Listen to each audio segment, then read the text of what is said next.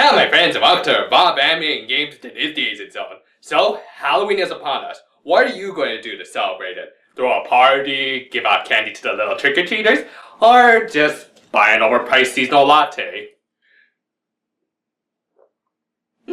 Yummy.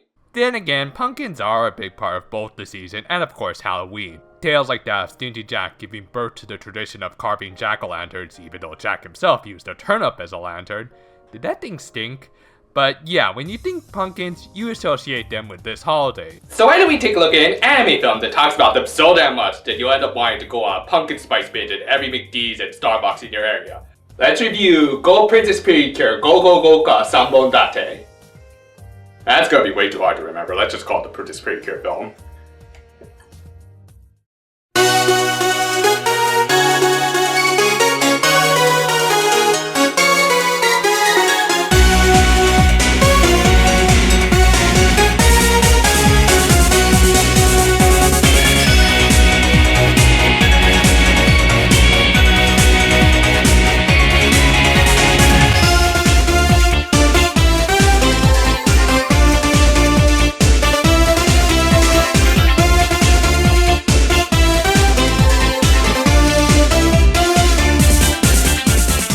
Released last year just in time for Halloween, Princess Precure's film adaptation was the franchise's first attempt and multi-part feature presentation.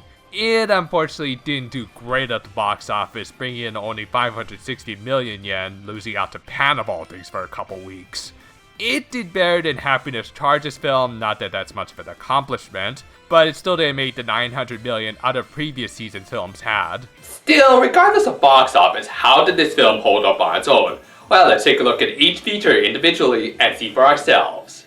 The first feature is a short little romp called Cure Flora and the Mischievous Mirror. Flora, having got to a new hair ornament, tries to look in the mirror to see how she looks, not realizing the mirror she's looking into is actually a window, and on the other side are a gang of mischievous little specters trying to prank her. Flora quickly catches on to their tricks and tries to outwit them. And as you can guess, it pretty much plays out just like the famous mirror scene from Duck Soup. Though, I'm pretty sure not even the Marx Brothers were able to pull off stunts like these. There's no dialogue in this one, so anyone can enjoy this even without any real context. It's cute, very well animated, the Precure look just like living versions of their doll selves, and it ends on a really sweet note. Nothing much else to say, good start. We then move into what is essentially the main feature, the Pumpkin Kingdom's treasure. The Precure decided to take my pumpkin spice latte advice a step further and actually go to a cafe that serves mostly just pumpkin treats. A pumpkin hot dog on a pumpkin bun with pumpkin ketchup. While enjoying their cartoonishly large desserts, they end up getting transported to a kingdom of pumpkins by the very obvious antagonist of this story. Seriously, the guy just needs a twirly mustache to make that look complete. Though, to his credit, he was a villain smart enough to exclude Yui from these events. He knows who the real MVP is. Anyway, the girls are talked into participating in a princess convention, which apparently is a real thing in Ireland, by the not at all evil-looking Mr. Warp. All the while, a trio of squash fairies, I guess, try to communicate something to them. And eventually, surprise surprise, they discovered that the minister that they were talking to earlier was the bad guy, and he imprisoned the princess of the kingdom, Pumplulu, in a tower, and has brainwashed the king and queen into being greedy jerk-offs who have completely forgotten their daughter's existence. Everybody got that? Over the course of the convention, the Precure are captured one by one until it looks like it's up to Haruka to save the day. And she's able to break warp spell on the king and queen through pudding. Using the Neptune method, I see. It always works. No, actually, Haruka recreates a pudding recipe she once made with her family to remind the king and queen of a similar pudding they once made with Pumplulu. Haruka then proceeds to fight Warp directly alongside Toa, who managed to escape capture by being the only one who was able to figure out on her own that Warp was evil. Okay, sorry, dead horse. They break out Minami and Kiara and have one final battle with Warp. Warp, however, gains the upper hand when he transforms into a giant Jackson's chameleon? Because he's a self-proclaimed collector of despair, so of course he would turn into a giant reptile. I get it. I don't get it. Anyway, when all hope seems lost, Princess Pumplulu comes in and manages to use a pendant made by the Squash Fairies to create a new form for the Precure, Mold Elegant Halloween. Because yeah, just like with Kamen Rider, Toei has to create these new movie transformations that the heroes will seldom use outside of their films, even though it would be really awesome to see them in the actual show. Actually, let's never use it, comment on it, or ever reference it again. That works too, yeah, I'm fine with that. Anyway, they defeat Warp and reunite Pumpalulu with her parents, thereby returning the titular treasure of the kingdom to its rightful place. This feature is okay, just okay. There's nothing really wrong with it, but there's also nothing really outstanding or noteworthy about it either. It's ultimately a basic rescue the princess from the evil dragon story, or chameleon in this case, again, what?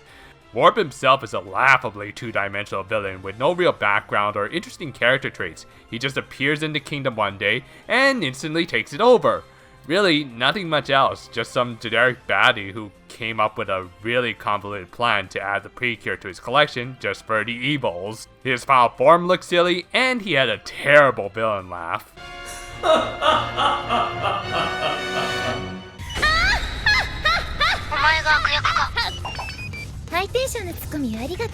Oh, poor Junichi Suabe. Ever since the original Greed, you haven't been able to land yourself a good villain role.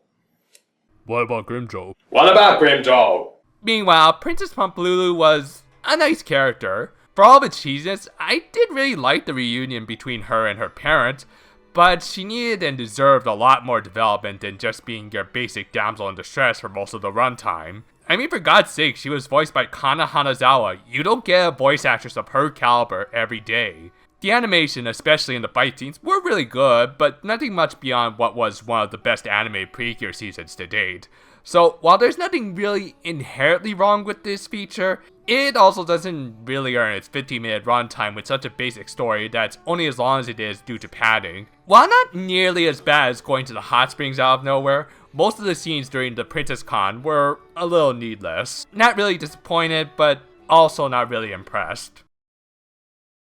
The last feature is easily my favorite of the three. Precure and Leffy's Wonder Night takes place right after the events of the previous feature. A doll Flora got from Pumpalulu transports her and the other Precure to yet another kingdom full of a certain type of produce. They meet a young girl named Leffy who needs their help to rescue her kingdom from a villain known as the Night Pumpkin. He's taken over the kingdom to help spread his eternal night. And I can already hear Nightmare Moon filing for gimmick infringement.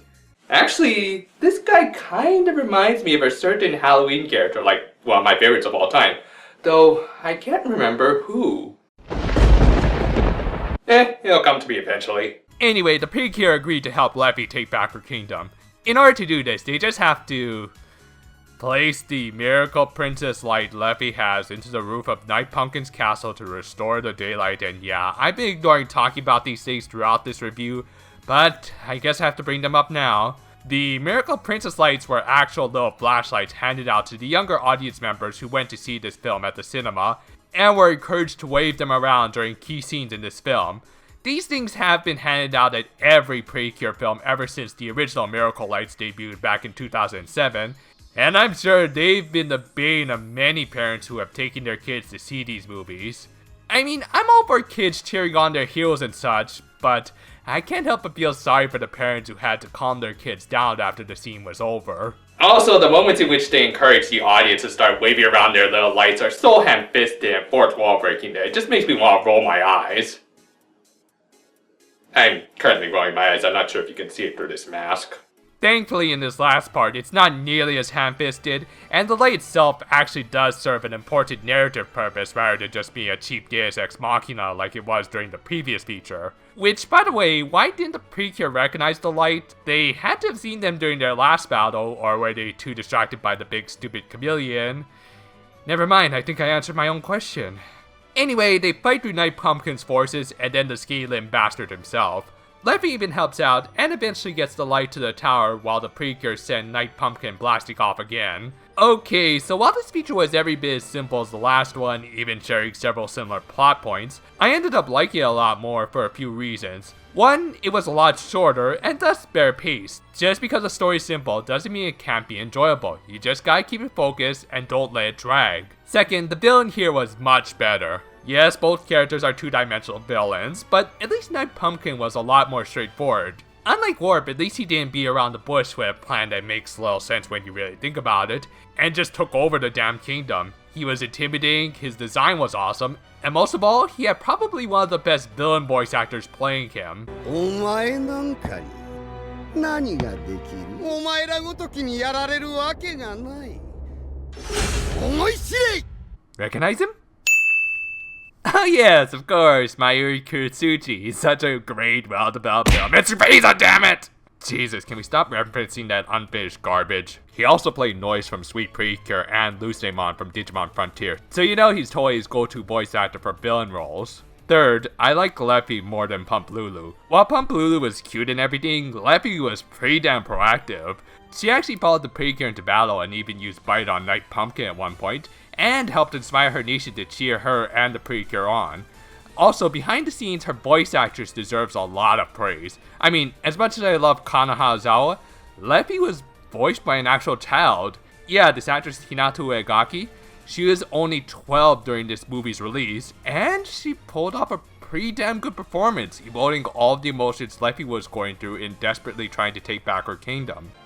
お父さんとお母さんが一つ一つの名前を教えてくれたの。またここで二人と一緒にお話ししたい。そうやってみんなを傷つけて支配して、そんなことあっていいはずがない。 She even pulled off a decent song number. This kid has a bright future in this industry. Last and certainly not least, this animation here is amazing. It's the same kind they used in the ending credits in the TV series, and they even end the movie with those very same credits. It's like some kind of blend of CG and Flash, and it allows for a lot of great facial expressions, and most of all, fantastic fight scenes. If the whole movie had just looked like this, I would have called it a new Halloween classic. As is though, it's a great showing of how you can make an anime with CG well and not look absolutely horrendous. Ain't that right, Berserk? So yeah, this was obviously my favorite part of the film and a great way to close it out. So in the end, while I thought the middle part was a little slow, I ultimately enjoyed this movie, and I'm probably going to watch it every year from now on for Halloween. Hell, in doing my research for this year, I realized there's not really that many Halloween anime movies out there. The closest things I could find were the Cowboy Bebop movie and Kakurembo, and even then, Halloween wasn't really in the forefront for either. Throughout all three of these features, you can just feel the spirit of the holiday. Not just because they put the signature produce front and center, but also because it just had such a fun and inviting feeling throughout it. Halloween, after all, is just one of those holidays where you get together with your friends and family and just have fun. The movie just gives you such a warm feeling that makes you remember why we all enjoyed celebrating this holiday as kids. And if it can encourage a new generation to appreciate the holiday, then I see no reason why anyone who enjoys anime shouldn't check this out this Halloween. I hope everyone has a safe and fun Halloween this year, and next time we'll start going back to the regular stuff. Until then though... Farewell for now, my friends.